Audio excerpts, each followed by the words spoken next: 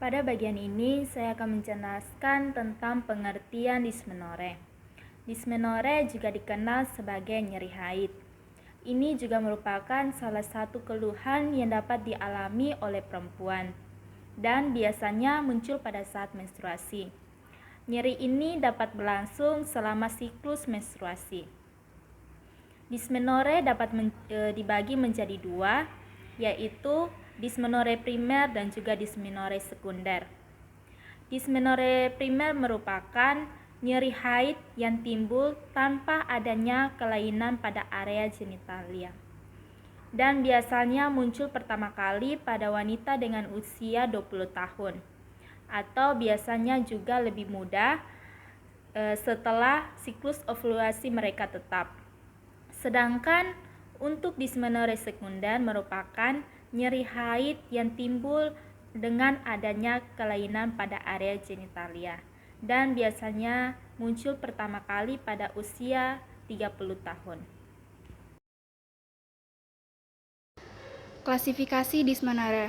Dismenore terbagi menjadi tiga, yaitu dismenore ringan, sedang, dan berat. Yang pertama, dismenore ringan, yaitu nyeri haid tanpa adanya batasan aktivitas, sehingga penggunaan analgetik tidak perlu dan keluhan sistemik tidak ada. Yang kedua, dismenore sedang, yaitu nyeri haid yang dapat mempengaruhi aktivitas dan memerlukan analgetik untuk dapat menghilangkan rasa sakit dan juga untuk beberapa keluhan sistemik. Yang ketiga, dismenore berat, yaitu nyeri haid yang sangat parah dan tidak dapat melakukan aktivitas. Penggunaan atau respon analgetik untuk menghilangkan rasa sakit dan adanya keluhan sistemik seperti muntah, pingsan, dan lain sebagainya. Baik, selanjutnya kita akan masuk ke dalam epidemiologi dari dismenore. Angka kejadian dismenore di dunia sangat tinggi, di mana rata-rata lebih dari 50% perempuan mengalami dismenore primer dan 10-20% diantaranya mengalami gejala yang cukup parah. Prevalensi rata-rata di Asia kurang lebih sekitar 84,2%, dengan spesifikasi 68,7% terjadi di Asia Timur Laut, 74,8% terjadi di Asia Timur Tengah, dan 54,0% berada di Asia Barat Laut. Prevalensi di negara-negara Asia Tenggara juga berbeda. Angka kejadian di Malaysia mencapai 69,4%, Thailand 84,2%, dan di Indonesia sebesar 64,25%. Di mana 54,89% adalah dismenore primer dan 9,36% dismenore sekunder. Dismenore primer dialami oleh 60-75% remaja, dengan 3/4 dari jumlah remaja tersebut mengalami nyeri ringan sampai berat, dan 1/4 lagi mengalami nyeri yang berat. Di Surabaya didapatkan sebesar 1,07-1,31% dari jumlah kunjungan ke bagian kebidanan adalah penderita dismenore. Bagian selanjutnya yaitu tanda dan gejala. Yang pertama, kram atau nyeri perut di bagian bawah yang dapat menyebar ke punggung dan paha bagian dalam. Selanjutnya, sakit kepala, kemudian diare, mual, muntah, kenaikan berat badan, mudah marah, gampang tersinggung, perut kembung, selanjutnya timbul jerawat, tegang, lesu, dan juga depresi. Tanda dan gejala tersebut muncul sehari sebelum haid dan berlangsung selama 2 hari sampai masa haid berakhir. Patofisiologi dismenore. Masa remaja merupakan masa peralihan dari pubertas ke dewasa, yaitu pada umur 11-20 tahun. Pada masa ini, individu akan matang secara fisiologi, psikologi, mental, emosional, dan sosial. Pada remaja putri akan mengalami menstruasi atau haid pertama yang sering disebut dengan menarke. Haid merupakan proses keluarnya darah dari vagina setiap bulannya pada masa subur, umumnya terjadi 5-7 hari. Kondisi ini dipengaruhi oleh faktor fisiologis dan psikologis.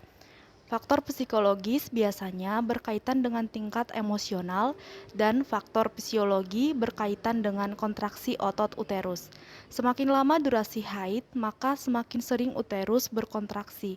Akibatnya semakin banyak pula prostaglandin yang dikeluarkan sehingga timbul rasa nyeri saat haid. Nyeri ini disebut dengan dysmenorrhea. Rasa nyeri ini berasal dari kram rahim selama haid. Dysmenorrhea ini dibagi menjadi dua, yaitu primer dan sekunder.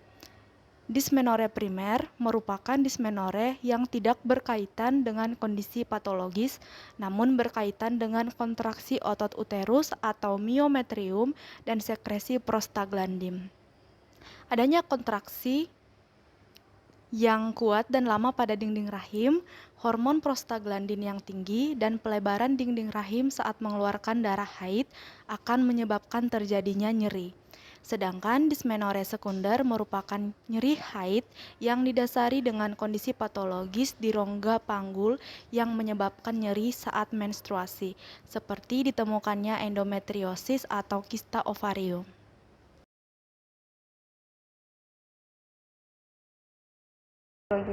Nyeri haid secara umum dapat terjadi karena prostaglandin yang dihasilkan dari lapisan rahim mengalami peningkatan, sehingga memicu uterus atau rahim berkontraksi. Pada masa haid, rahim cenderung berkontraksi lebih kuat dan hal ini dapat menimbulkan nyeri. Nyeri haid terjadi karena kontraksi distrithmic miometrium yang memunculkan suatu gejala atau lebih banyak lagi. Nyeri ini mulai dari nyeri ringan sampai nyeri berat di area perut bagian bawah dan bokong. Nyeri spasmodik pada sisi medial paha yang terkadang disertai dengan mual muntah, diare, nyeri kepala, dan emosi yang tidak stabil. Yang berikut faktor resiko dysmenorrhea. Yang pertama, menarche usia dini. Wanita yang mengalami menarche usia dini atau di bawah 12 tahun memiliki 23% lebih tinggi terjadi dysmenorrhea karena wanita dengan menarche dini mengalami paparan prostaglandin yang lebih lama sehingga menyebabkan kram dan nyeri perut. Yang kedua, riwayat keluarga dengan keluhan dysmenorrhea. Yang ketiga, indeks massa tubuh yang tidak normal. Wanita dengan IMT di bawah dari normal atau lebih dari normal lebih mungkin mengalami dysmenorrhea. Dan wanita yang memiliki kelebihan berat badan memiliki frekuensi 2 kali lipat mengalami dysmenorrhea dibandingkan dengan wanita yang kekurangan berat badan. Yang keempat, kebiasaan mengkonsumsi makanan cepat saji. Yang kelima, durasi perdarahan saat haid.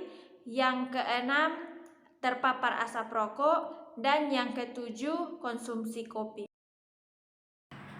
Baik, berikutnya kita akan masuk ke pengobatan dysmenorrhea. Pengobatan dysmenorrhea dibedakan menjadi dua, yaitu farmakologis dan juga non-farmakologis. Untuk pengobatan farmakologis itu dengan menggunakan obat antiinflamasi non-steroid atau NSAID yang berguna untuk mengurangi gejala yang ditimbulkan. Contoh obat NSAID yang dianjurkan itu adalah aspirin, morfin, Advil, ibuprofen, dan juga Aleve. Nah, untuk pengobatan secara non-farmakologisnya, pasien dapat dianjurkan dengan kompres air hangat secara mandiri, olahraga, dan juga mengatur pola tidur yang baik, yaitu 7-8 jam per hari. Oke, sekarang kita ke diagnosa dari dysmenorrhea. Kejadian dari dysmenorrhea yang berhubungan dengan status gizi seorang wanita. Salah satu acuan dari pengukuran status gizi dari wanita atau secara umumnya pada manusia itu berdasarkan indeks massa tubuh seseorang atau yang biasa disingkat IMT. Wanita dengan IMT yang kurang dari berat badan normal atau bahkan IMT yang lebih dari berat badan normal lebih mungkin untuk menderita dysmenorrhea. Pada pasien dengan berat badan kurang dari berat badan yang normal ditemukan adanya kekurangan energi kronis yang dapat menyebabkan penurunan daya tahan tubuh pada wanita.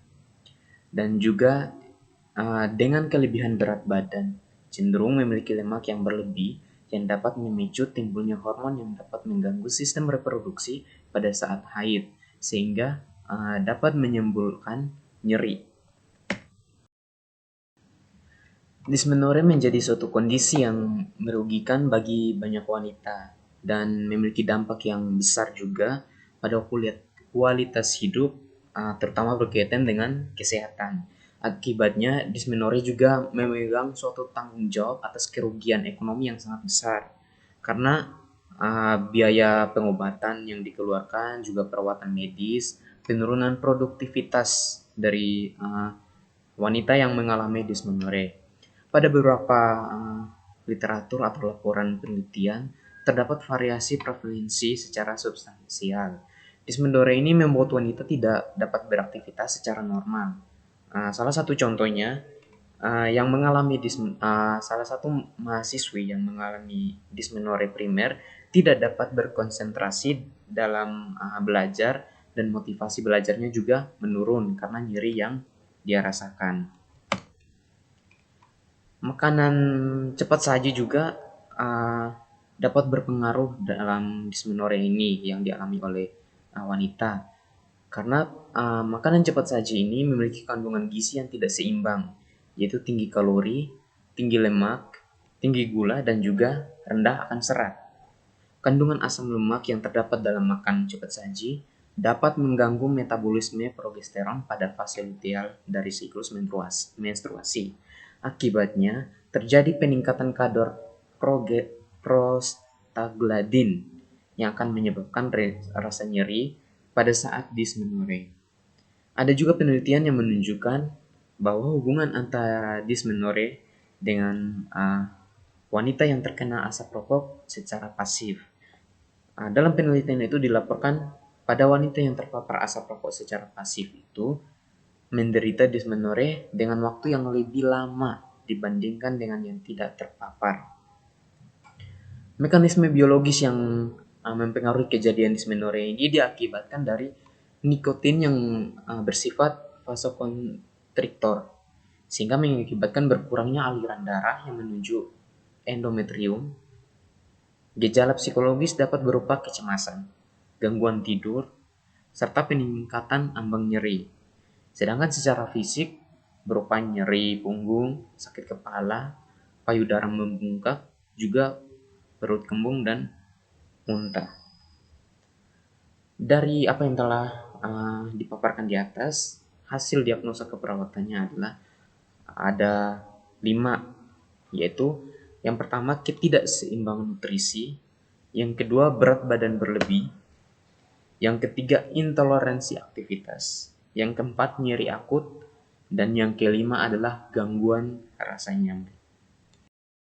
Baik, di sini kami menggunakan jurnal Nasional Ilmu Kesehatan dari JNIC, di mana jurnal ini keluaran tahun 2020, volume 2, edisi ketiga, dengan judul Hubungan yang Hidup dengan Kejadian Dysmenorrhea Primer pada mahasiswa program studi pendidikan dokter Fakultas Kedokteran Universitas Tanjung Pura. Adapun orang yang membuat jurnal tersebut diantaranya adalah Gina dan Samara dan kawan-kawan. Kemudian jurnal yang kedua kami menggunakan jurnal dengan judul Dysmenorrhea Primer dan Faktor Resiko Dysmenorrhea Primer pada Remaja, yang ditulis oleh T.A. Larasati dan teman-teman.